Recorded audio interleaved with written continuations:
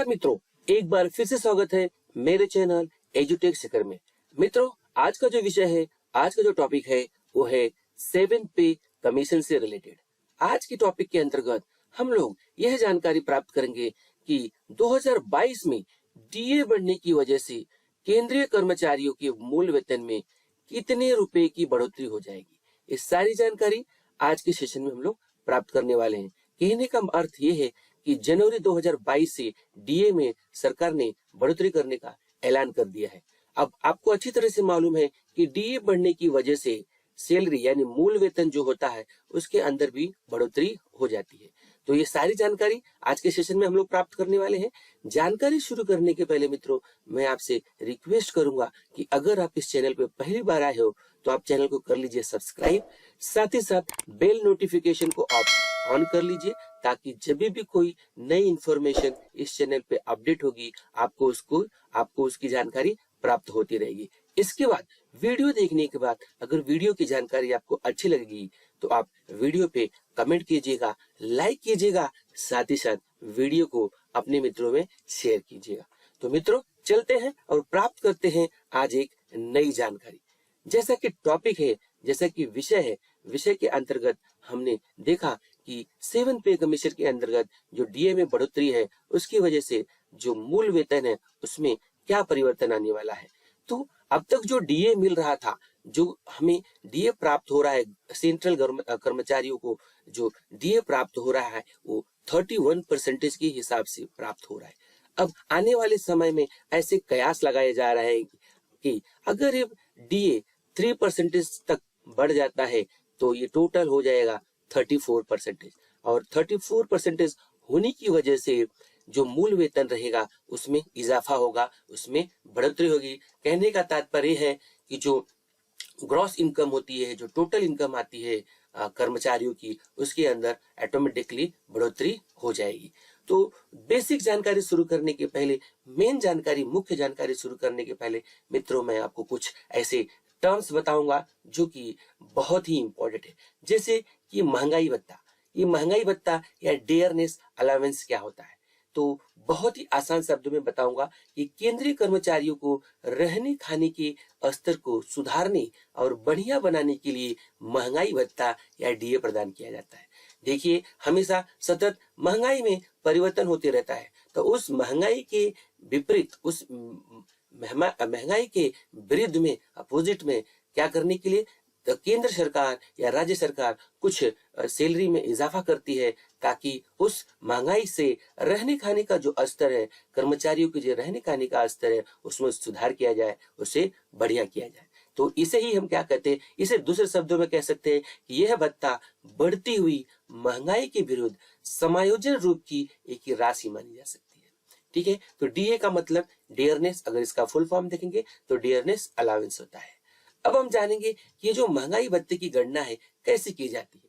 तो जो महंगाई भत्ते की जो गणना है कितनी बार की जाती है तो या कैसे की जाती है, उसके अंतर्गत जो महंगाई भत्ता है साल में 2 बार लागू किया जाता है। और ये जो जो लागू किया जाता है किसके आधार पे लागू किया जाता है, महंगाई भत्ते की जो गणना रहती है, जो बेसिक सैलरी रहती है या मूल वेतन रहता है उसके ऊपर की जाती है। जो भी कर्मचारियों की बेसिक सैलरी मिलती है डीए छोड़ के, उसके ऊपर ये महंगाई भत्ते की गणना की जाती है। तो साथियों, मैं आशा कर रहा हूं कि बहुत सारे टर्म आपको अच्छे से समझ में आ रहे हैं, क्योंकि जब ये टर्म आपको समझ में आएंगे तभी आप अच्छे से जो भी कैलकुलेशंस रहेंगे वो आप अच्छे से समझ पाओगे। तो देखिए, अभी आपको मैंने महंगाई भत्ता के बारे में जानकारी दी कि महंगाई भत्ता किसे कहते हैं, और ये जो डीए होता है, ध्यान देखिए, और ये जो डीए होता है यानी जो महंगाई भत्ता है साल में कितनी बार बढ़ता है ये भी जानना जरूरी है। तो जो महंगाई भत्ता है साल में 2 बार बढ़ता है, और ये कौन कौन से महीने में बढ़ता है, जनवरी और जुलाई महीने में बढ़ता है। कौन कौन से, बहुत इंपॉर्टेंट बात है, कौन से महीने में बढ़ता है, जनवरी और जुलाई महीने में, और सिर्फ साल में 2 बार ही बढ़ता है। अब हम लोग देखेंगे कि जो डीए में बढ़ोतरी होने पर कितनी बढ़ेगी कर्मचारियों की, कितनी सैलरी कर्मचारियों की बढ़ेगी, कितना चेंजेस आएगा। तो जैसा कि मित्रों मैंने आपको बताया कि जानकारों का ऐसा मानना है कि कर्मचारियों का जो फिटमेंट फैक्टर बढ़ता है तो बेसिक सैलरी में काफी सारा इजाफा हो जाता है।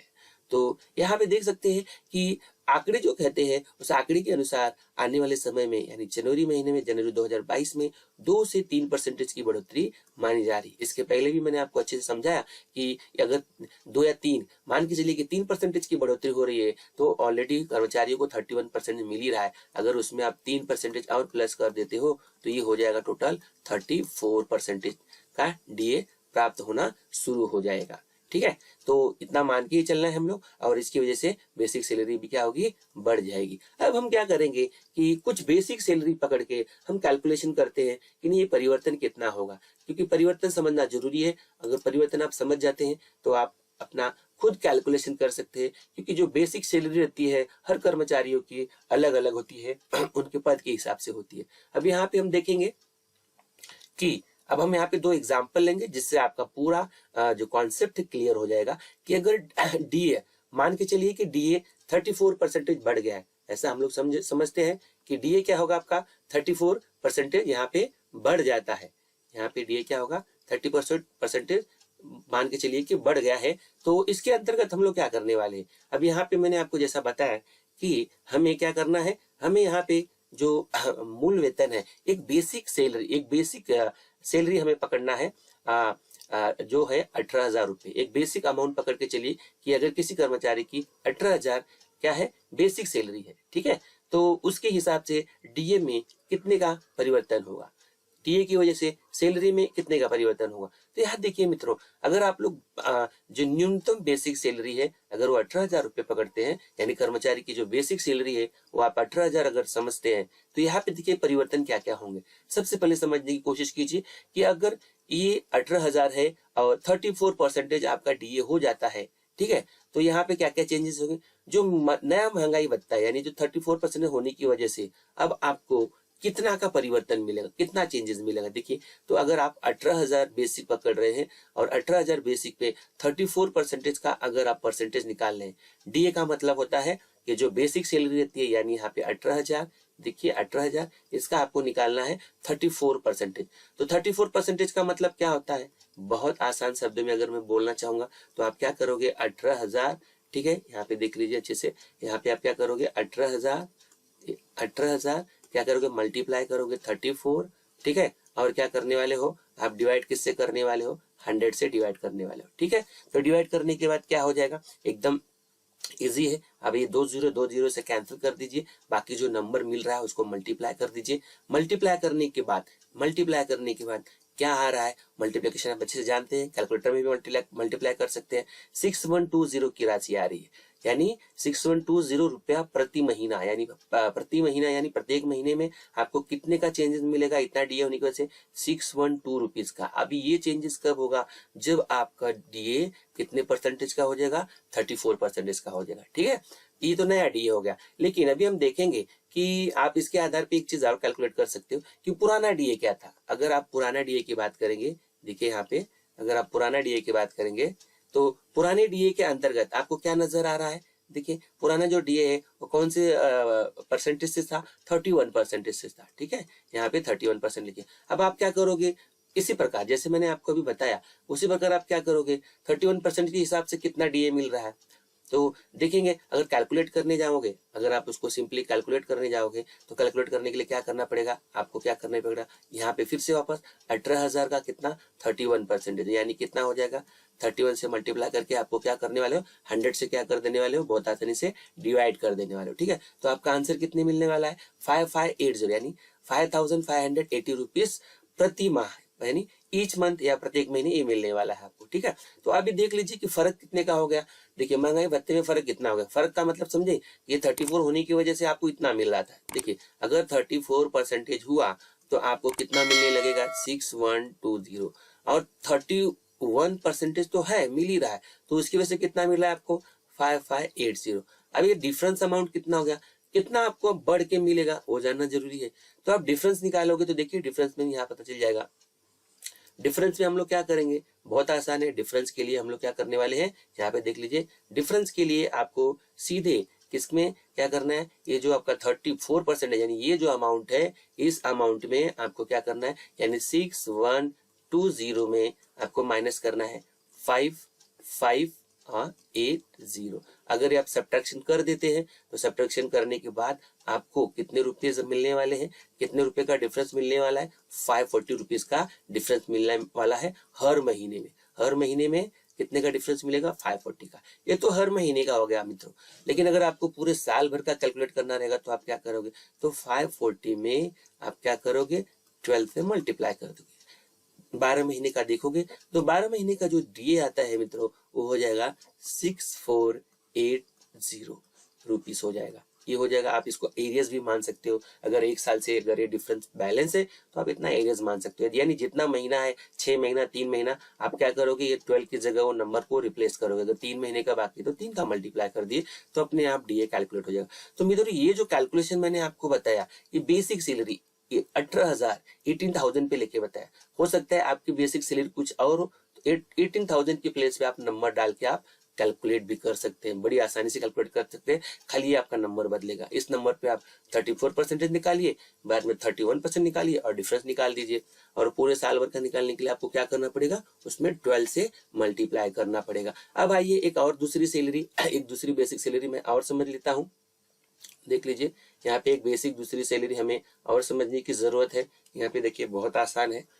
देखिए अब यहाँ पे क्या करना है हम लोग को, एक दूसरी बेसिक सैलरी के हिसाब से मैं बता रहा हूँ। जैसे 56,900 यहाँ पे समझ जाइए, 56,900 ये हाईएस्ट बेसिक सैलरी हम इसको मान के चलते हैं। इसके आधार पे कैलकुलेशन करते हैं तो बहुत आसान है। यहाँ पे आपको क्या करना है, बेसिक सैलरी लिखना है।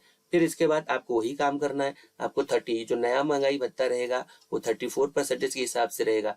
तो कितना अमाउंट प्रोड्यूस कर रहा है, देखिए कितना, 19,346। कैसे आया होगा, बहुत आसान, 56,900 का 34% होता है, मल्टीप्लाई कीजिए 34 से और डिवाइड कर दीजिए 100 से और इसको सॉल्व कर लीजिए। तो जो भी आंसर आएगा वो आंसर आपका यही आने वाला है, 19,346 का अमाउंट आएगा। ठीक है। तो अब इसके बाद हम लोग क्या करेंगे, देखिए इसके बाद फिर वापस आपको जो पुराना महंगाई भत्ता है 31% के हिसाब से उसका भी निकालिए। तो उसका कैसे निकालोगे, आपने बेसिक सैलरी कितना लिया, 56,900, उसका कितना निकालने वाले हो, उसका निकालने वाला 31% का मतलब होता है 31 से मल्टीप्लाई कीजिए, 100 से डिवाइड कर दीजिए। तो उसका आंसर कितना आने वाला है, यानी वो कितना मिल रहा है, देख लीजिए, बड़ी आसानी से देख लीजिए, 17,639 रुपीज ये मिल रहा है। ठीक है। तो ये भी कैलकुलेशन कर लिया। तो आपने दो कैलकुलेशन कर लिया। पहले कैलकुलेशन में 19,346 आया और दूसरे कैलकुलेशन में 17,639 है। ये प्रति माह, प्रत्येक महीने इतने आपको डीए मिल रहा है, यानी इतना तो मिल ही रहा है। 34% होगा तो इतना मिलेगा। लेकिन ये कितने का डिफरेंस हो गया, जरा वो देख लीजिए। डिफरेंस करने के लिए आपको ये वाला जो 34 है उसमें से माइनस करना पड़ेगा 31 की वैल्यू को, यानी इसको माइनस करना पड़ेगा।